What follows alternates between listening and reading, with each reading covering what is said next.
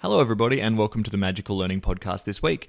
Over December and January, we're doing an exciting special edition podcast to celebrate Danette's first book, The Adaptable Leader. If you're on Spotify, you can see the cover of it right now. I'm holding it up. We are doing a special podcast where Danette's talking to people who have been adaptable leaders in various different spaces. There's some people you'll remember from the Magical Learning Podcast, and there'll be some new faces as well, and some old friends. This is a really great podcast, and it was recorded before the book was actually finalized, so there's bits of the podcast in the book, but we highly recommend you go check out that book as well. We'll be back with regular Magical Learning podcasts in mid-January, but until then, this is an amazing little bonus podcast project we've set up for you. So as always, enjoy and have a magical week.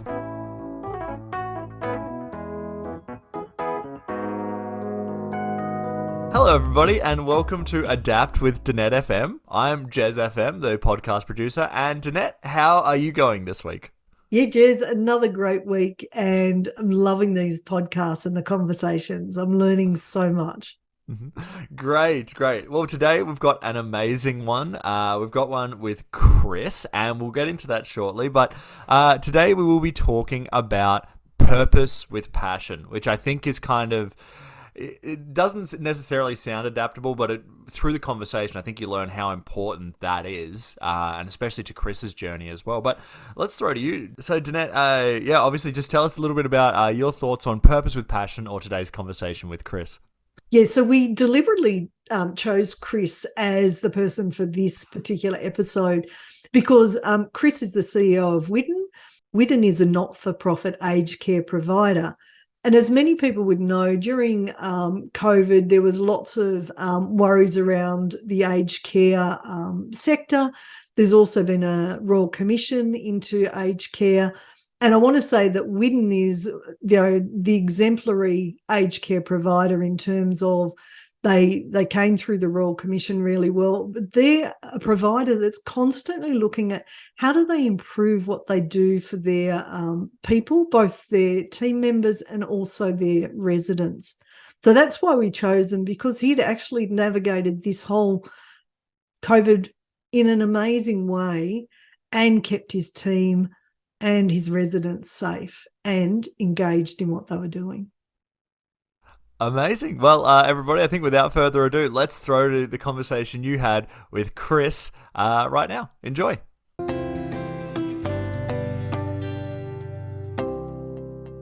So, Chris, I might just start by obviously saying thank you for joining me on Adapt with Danette FM. I'd love for you to introduce yourself and give our listeners a little bit of your background.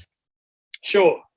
So I guess, let's start with who I am. I'm the CEO of Whiddon Aged Care, and Whiddon is a large not-for-profit aged care provider. We've been around for about 75 years, and we provide a lot of beautiful care outcomes across New South Wales and Queensland. 21 homes, caring for probably close to 2,500 people within our homes and in home care, and around 2.5, pushing 3,000 these days employees as well. So big not-for-profit organisation doing some good things. In terms of my background, I'm an accountant first and foremost. I guess that's where it all started, and had really worked my way ground up from in working in all accounting roles, and then eventually getting into senior leadership roles.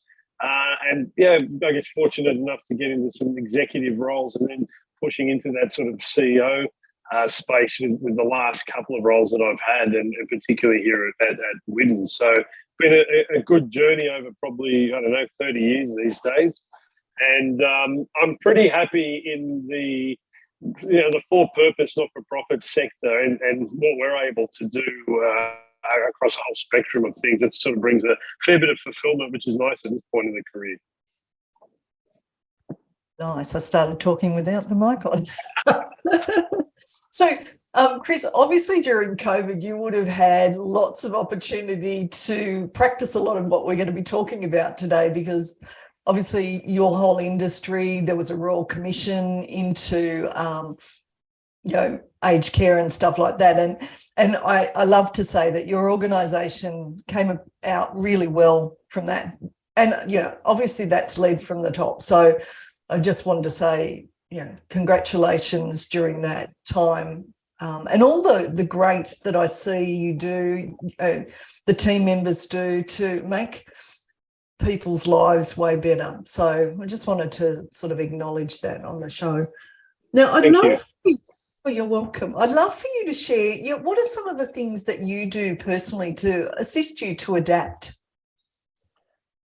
In terms of adapting, I guess that from my own perspective, purpose and that focus on purpose is pretty important, and probably it's probably the thing that drives most of what I'm doing these days, to be honest with you. So if you look at it through the lens of adapting, when we were in the midst of COVID, for example, and at our campus in Glenfield, which is in southwest Sydney, and we were surrounded by some of those they call them hotspots, Liverpool, Campbelltown, everyone was in lockdown, and we're here looking after sort of 500 residents. We've got a roster of 350 people coming in every day to work, and we were trying to find new ways to protect our team and at the time and our residents. And at the time, rapid antigen tests were unknown in Australia, and they were widely used in the UK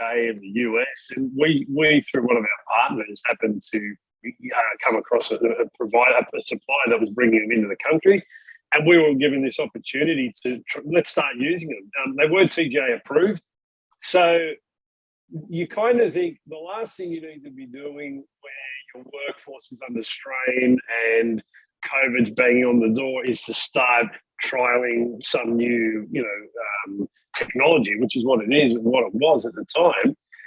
But we did, and we were very successful in it. And we started setting up the first screening areas and protocols and procedures around that, and trying the rapid antigen tests on employees and residents, using them in outbreaks.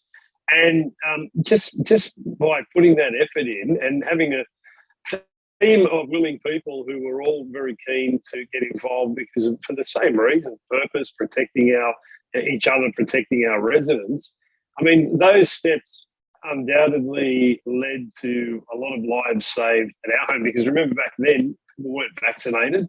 So without a doubt, it saved lives here at Glenfield. Residents were very vulnerable, protected our people. We detected COVID coming in. We were able to stop people, coming in. And from there, that trial actually led to really the full subsidisation of rapid antigen testing across Australia in aged care, because we got funding from the government. They backed it. So those steps to adapt to that environment, even though it was pretty chaotic, and for a lot of people, it was probably the last thing you wanted to do at the time, without a doubt saved a lot of lives. And that's not just me. There's a big team of people that were involved from the ground up with those trials. So I think that probably gives you sort of one example where, what's our focus? Our focus is people care and the people providing that care. And that's pretty good. That's motivation to, change your colours and get involved in something new. That's a great share. And often when there's change, particularly when there's chaos and disruption, people tend to get resistant to that change. So I'd love, you talked about the purpose. Share a little bit more about that purpose and how it engaged, both the residents and also team members.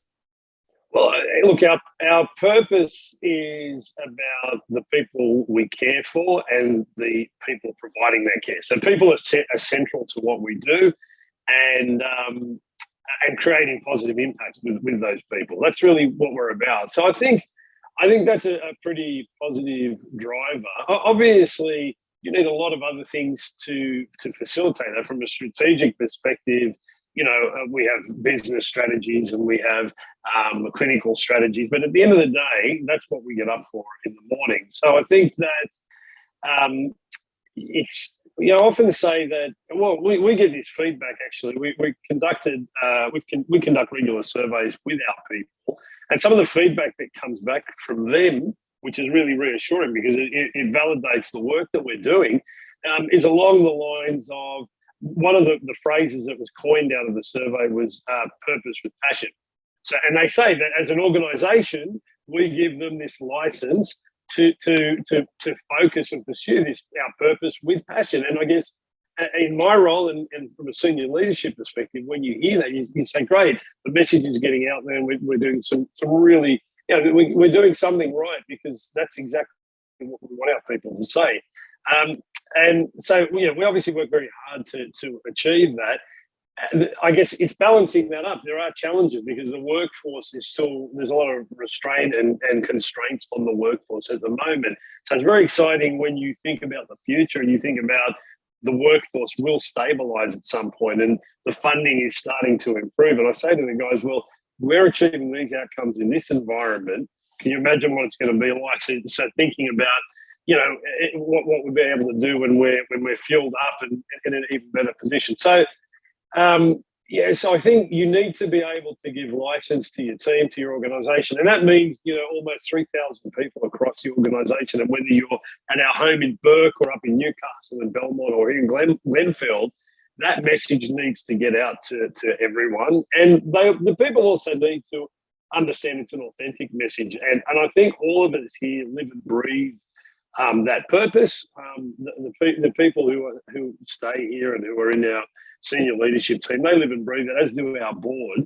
And that it needs to be real, it needs to be authentic. There's no point in me banging on the drum and that message is just rhetoric and there's no value behind it. And I all of us go out and visit our homes. We also do, we take shifts and have the occasional shift here and there. And I think, they know what we're about. Our team know us. They know us well. They're comfortable communicating with us. So there's that level of authenticity about the message, and we do live our purpose and our values. And I think that's probably the key to getting that feedback from the team that says, well, we've got purpose with passion. So I think, it is our North Star, and it definitely helps to drive these outcomes.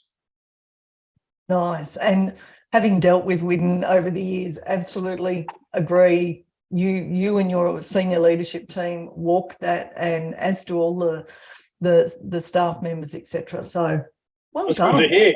It is. That's one of the reasons I asked you, Chris, because I was like, who do I know has navigated lots of disruption, in a really authentic, beautiful way that has served, your residents and that, and your team members. So nice. That's why I asked you. So my next question is, how do you deal with failure? I'd love an example of where something didn't go according to plan. What did you learn from it? I think failure.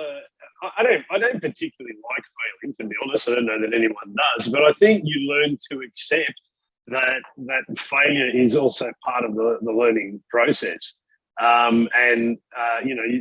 There's success that comes out of failure and learning from that.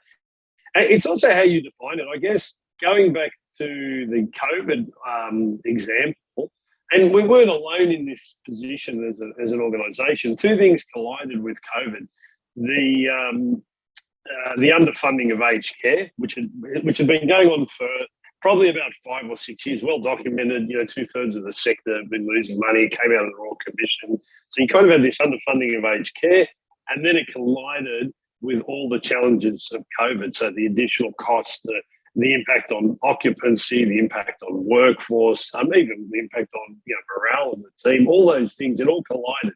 So financially, we failed over those couple of years. It was quite devastating financially, and that was hard to take. And I think a lot of people who were looking at our financial results over that period, struggled with it. It's been very difficult. We're coming out of that now, but for that period, and just the disclaimer, we may be a not-for-profit organisation, but you need to be commercially viable so you can pursue your purpose and have that impact. So that was quite difficult, and we had to adapt and we had to make changes, and a lot of things. There's a lot of strategic shifts that had to occur to start us on the journey back out of that. But at the same time, And particularly in those first couple of years the first year when residents weren't vaccinated and we were going through all the vaccination process, we were one of the few organisations that we had no loss of life. There was a period there for around, I think it was around 12 months, I'm stretching my memory now, where there were some devastating cases around the country and homes that we had no loss of life. So while it was difficult to accept the financial failure or the financial challenges, I could see where we were still having successes, and you're weighing human life and the well-being of your workforce, and the peace of mind of the families whose mothers and fathers and aunties and uncles are in our care. You can take the positives out of that away, and I think that's part of learning to accept the some of these failures that occur is looking at what else is coming out of it. And that was a real positive, and it helped take that bit of pill down as well. No, it's a great example. And I was going to say, as a finance person, when the money's going down, we were always like, yeah. And look, we also have a home in Burke, and you could do exactly the same thing. Burke is a beautiful little homestead with I think 10 residents now in our home there, and that environment generates the most beautiful outcomes because it's truly person-centered care. It's almost you've got probably 1 to 4, 1 to 5, one employee to 4 or 5 residents, pretty regularly. You see a resident get up in the morning and they give them a kiss, good morning. It's like a family. It's quite lovely. However, that sort of model doesn't make money. It's very hard to make money out of it. And again, we have other ways to subsidise that home. And it's all about context and it's all about the way you look at it. The outcomes we generate, you can't put a price on that. So, think of a time where you needed to change, you adapted. But what would have happened if you hadn't have adapted? Well, that's a good question. I keep harping back to this. I keep coming back to this COVID case and this because it's just fresh in the memory. If, as I said before, if we hadn't put those, if we hadn't gone with those trials of rapid antigen testing, on one front, we would have had a greater incidence of COVID. We probably would have seen loss of life as well. I'm pretty sure that would have been the case. At the same time, we gained additional opportunities from that process. So where we are today, our relationship with government improved, and some of the initiatives I guess the government saw us as an organisation that was progressive and innovative, and that's great because we get opportunities with government to work on things today because of those.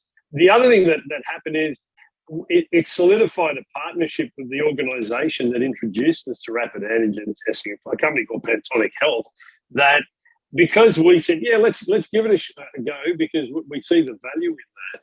We then took other steps later on with them, working with rapid PCR testing, with the little shoebox units which conduct PCR testing, which in a lot of our regional homes are really a valuable asset. We have access to those and nobody else does. It opened up a door, and that door opened up another door to where we are today, where we're now working on a sort of pharmacogenomic DNA profiling to deliver better outcomes as well. So that's a new project. But if we hadn't have gone and taken that step, there would have been lost opportunities. And I think it opened many doors in that case. I guess other things that we've done in the past, so just to move away from the COVID, because I've kind of bashed that one to death a little bit, but we also pioneered relationship-based care, and that's really a person-centered approach to care. And I think that is really the way that the government want providers to provide care. Now the standards have changed a few years ago, and that was something that was pretty obvious. This is probably going back a decade, to be honest, when the ball started rolling with that. And because of those moves, we are ahead in terms of our model of care. We're ahead in terms of the impact that it's had on culture. We're ahead in terms of our compliance with the standards, and that's reflecting in our compliance outcomes and our star ratings as well. But most importantly, some providers might be satisfied with a bricks and mortar accommodation type approach to care. And not all of our homes are 5-star buildings. They're nice. It's nice accommodation, but we do our very best to provide 5-star relationships within the home. And I think that taking that journey and making those steps and seeing that in advance and adapting to that has put us in front, and something to be proud of. And I love the fact that you collaborate with others, you partner with others, and that you're always sort of looking forward and being more innovative. So I'm curious, what are some of the things that you do to be able to do that? Because as you said, not everyone does that, but it certainly is my observation of Whiddon. It's sort of through your culture, through your core. Yeah, I think we don't know everything, and there are lots of good people, good organisations out there, and I think that we don't pretend to. We know what our strengths are, and we know that there are other opportunities out there. And if we, again, coming back to our purpose and these outcomes and what we want to achieve, if we really want to have that impact, it's so important to be able to open the doors to other partners. So we work with multiple universities. There's a whole range of different universities. There's different organisations. We work with them, and there's a program called Design for Care, which we're working with, I think, 2 or 3 universities to look at how COVID impacts workforce and job design, and most importantly, the well-being of our employees. And now we've taken a lot of learnings from that, and we're looking at interventions to address the top 2 or 3 issues that came out of that research. And then if those interventions are successful, we're going to implement them group-wide. The only motivation for that project is employee well-being and getting better outcomes for employees, which will ultimately flow onto our residents and clients as well. So I think that these partnerships bring sort of new projects, new initiatives, new thinking to life. And you've got to be able to explore them and find them. It can be a bit, take a bit of effort to go and find some of them. Some fall on your doorstep in chaos and whatever else, and others you need to get out there and find them, and that's how it's worked in the past. I didn't get that.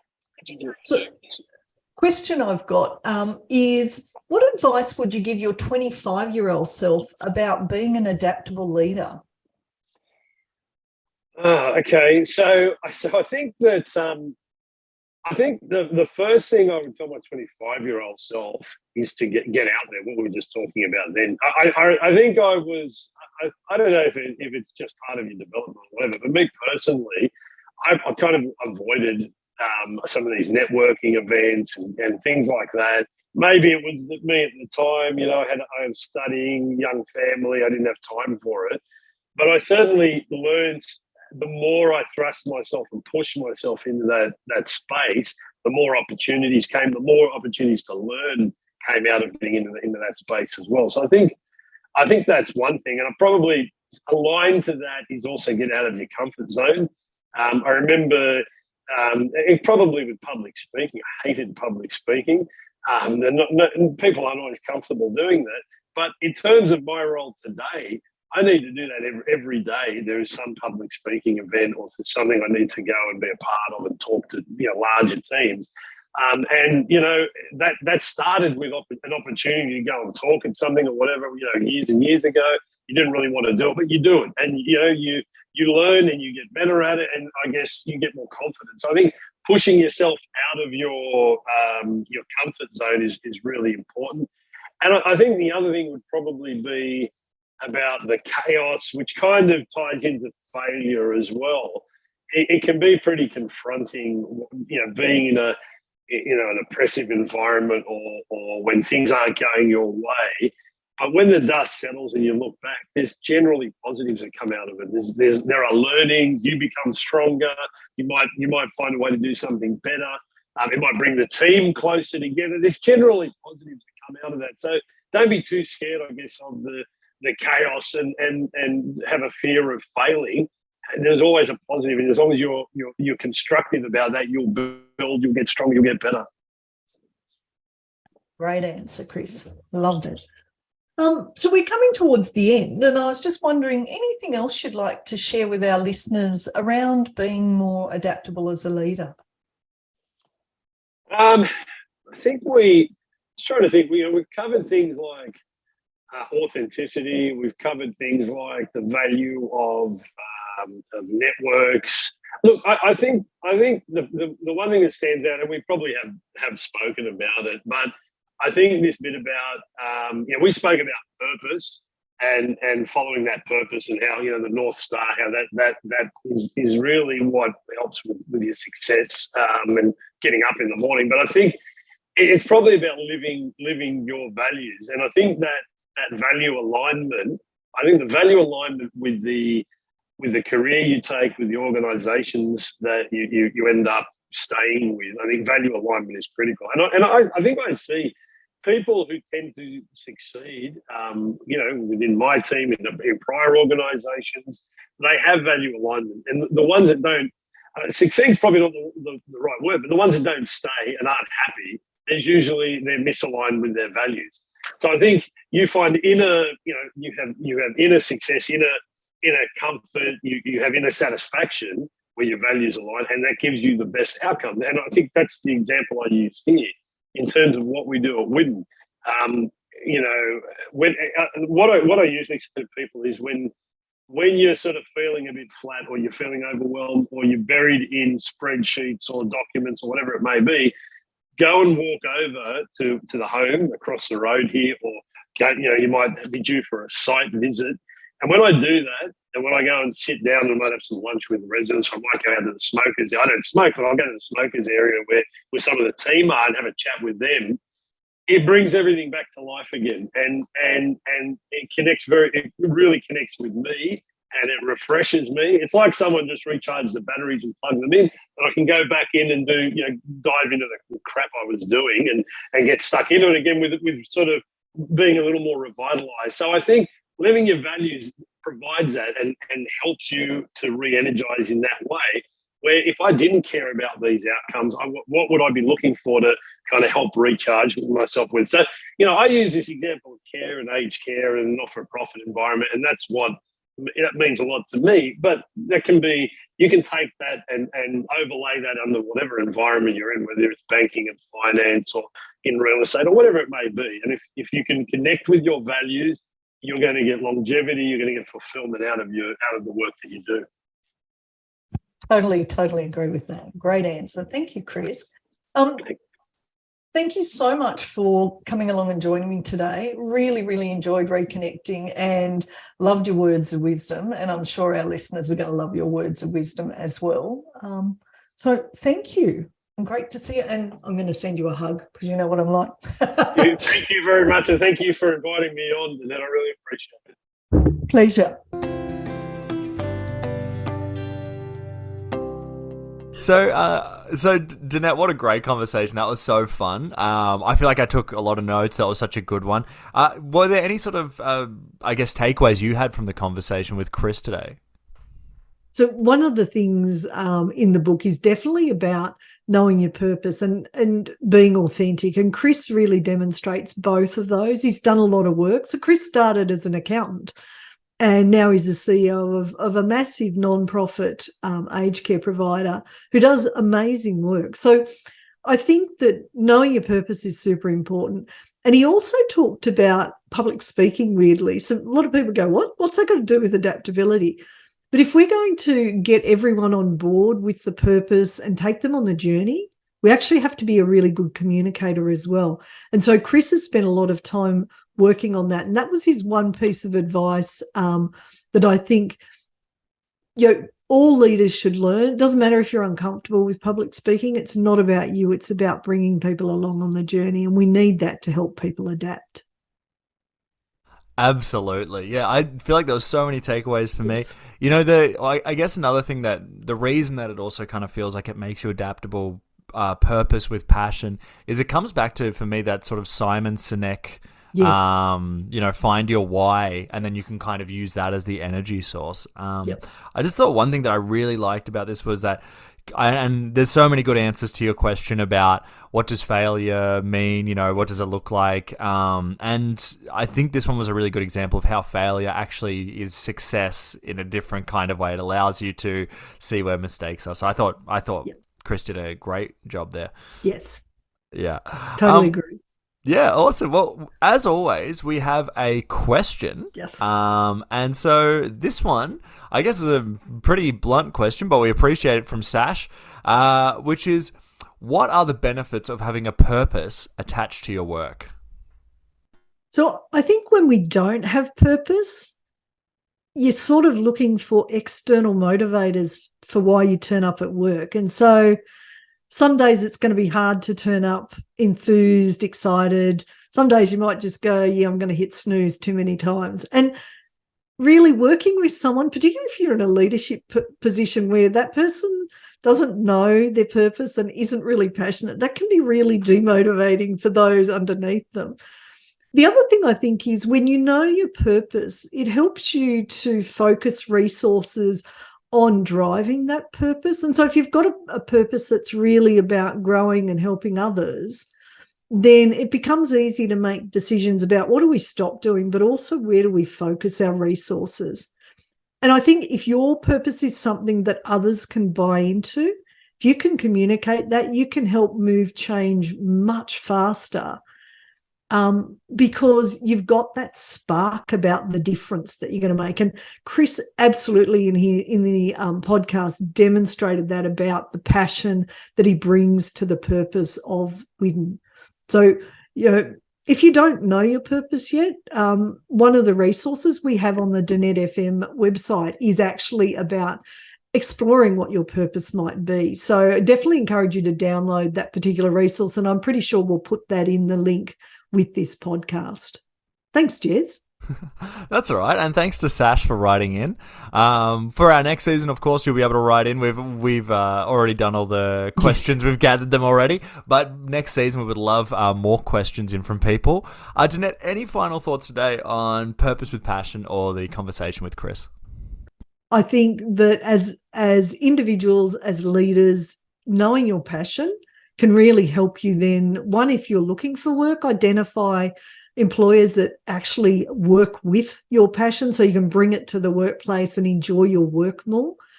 And if you're a leader, getting really clear on that passion and thinking about the impact. And I always think of leadership as, how can I serve? So thinking about who am I serving and what sort of impact do I want to have really helps me literally get up every day and be excited about what I'm doing. And I see that definitely in all of the podcasts we've done so far. The purpose is really clear for every single one of them, and their enthusiasm, excitement, and just love for what they do, it shines through because they know their purpose. Amazing. Well, I don't think we could have put it any better. Thank you, Danette. What a great podcast. Everybody continue to listen, share, and next week we've got another amazing podcast as well. And until next time, have a magical week. Thanks, everybody. Thanks, Jez.